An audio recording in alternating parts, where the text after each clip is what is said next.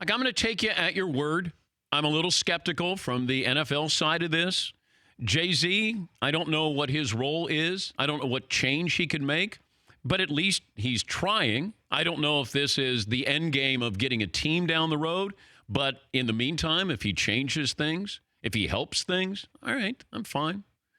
But I remain skeptical about this because the NFL, as Jamel Hill wrote in The Atlantic, you know what? They're in the football business, but the best game they play is chess.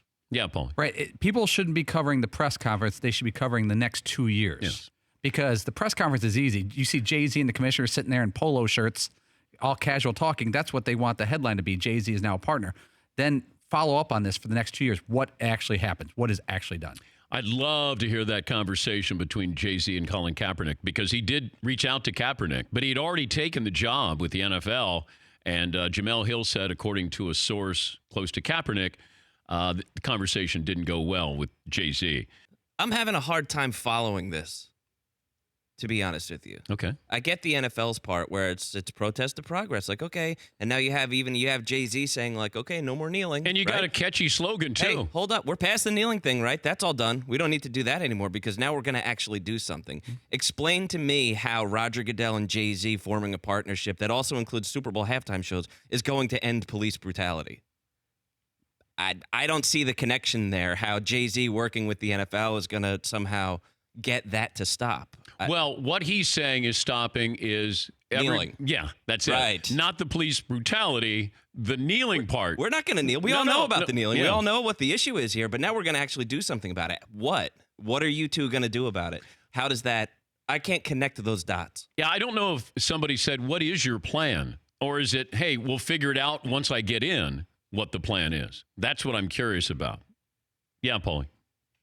Yeah, like Seaton said, it seems really cool on the surface. It seems like it's going to be something, but the follow-up conversation, the follow-up coverage, there should be someone assigned to this to cover it and not forget about it once the story's over later today. And I don't know how available Jay-Z is going to be, so you can follow up with this with him. I mean, he's not readily available, and now is he going to be a little bit more?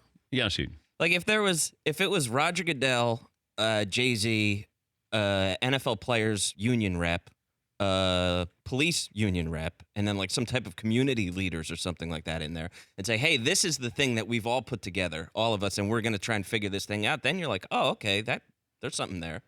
But instead, you're talking about ending police brutality because we don't need to kneel anymore. And also, our Super Bowl halftime shows are going to be great. I know. What?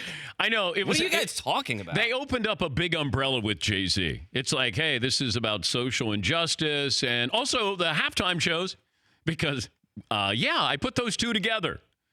And remember when Travis Scott, the rapper, he was criticized by those in the African-American community about performing at a halftime?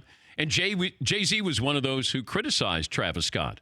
And then Jamel Hill in her column in the Atlantic said, the reason why Jay-Z was critical of Travis Scott is he said, you should get top billing over Maroon 5 if you're going to play the half. This had nothing to do with social injustice or police brutality or Colin Kaepernick. It had to do with business. That was it. For more Dan Patrick Show, tune into Audience Channel 239 on DirecTV. Stream for free on BR Live or download the Dan Patrick Show app.